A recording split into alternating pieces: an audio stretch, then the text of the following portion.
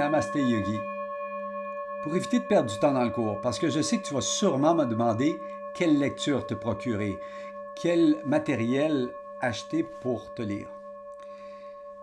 Ça me ramène à te raconter une histoire. Une histoire que j'ai eue dans l'époque du Tai Chi Chuan. Parce que je lisais beaucoup. Si tu verrais ma bibliothèque est remplie de livres. Elle est remplie de livres sur les arts martiaux, sur l'acupuncture, sur le yoga, sur la philosophie. J'ai plein de livres sur plein de domaines.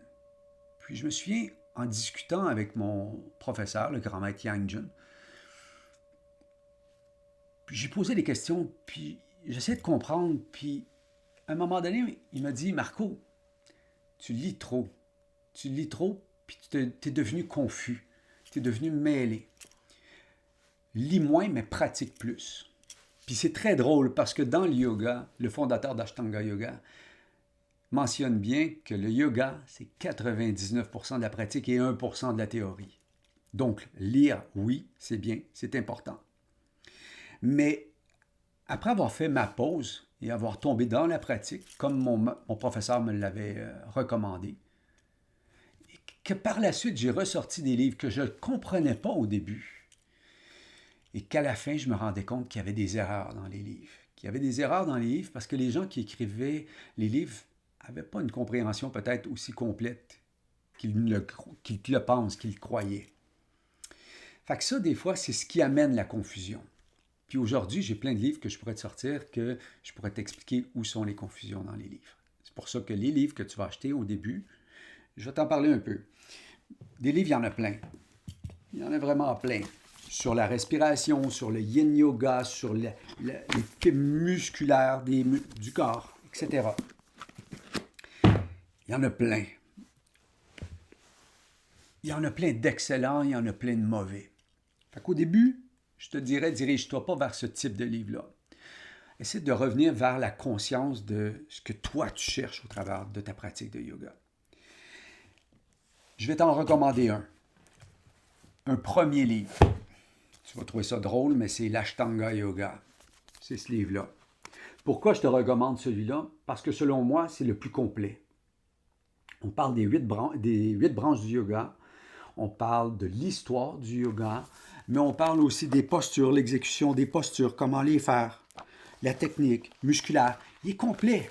Il est vraiment complet, ce livre-là. Donc, on te mettra dans la description la description où te le procurer.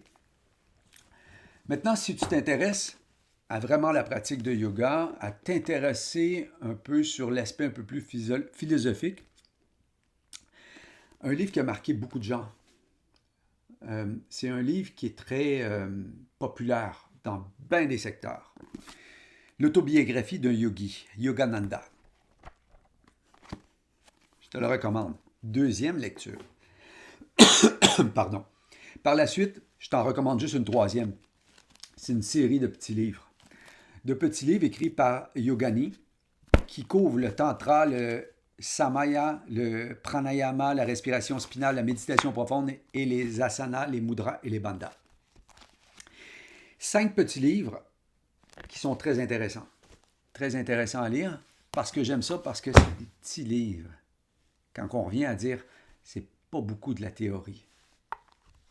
1% théorie, plus de pratique. Et si jamais tu t'intéresses vraiment à la méditation, là, ça, c'est les briques présentement que je me tape. Technique de yoga avancée, technique de méditation. C'est sous forme vraiment de dialogue, questions-réponses. Ce qui fait que ce n'est pas un livre que tu lis d'un bout à l'autre. Ce n'est pas un roman. Mais tu absorbes à tous les jours, tu en lis une conversation qui t'amène plus loin dans ta compréhension. Mais ça, c'est surtout si tu médites. C'est pour ça qu'on appelle ça du yoga avancé. C'est les techniques de méditation. Donc, je te mets tous les liens en description.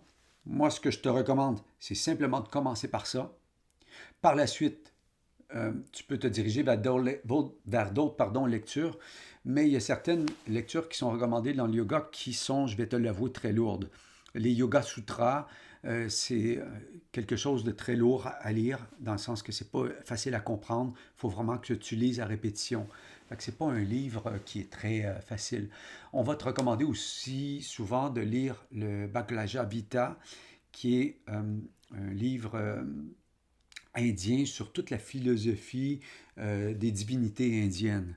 Ça encore là, c'est une chose si ça t'intéresse. C'est pour ça que pour moi, le yoga, c'est pas nécessairement être historien en histoire, puis tout ça, c'est 99% de la pratique. J'en reviens à ça.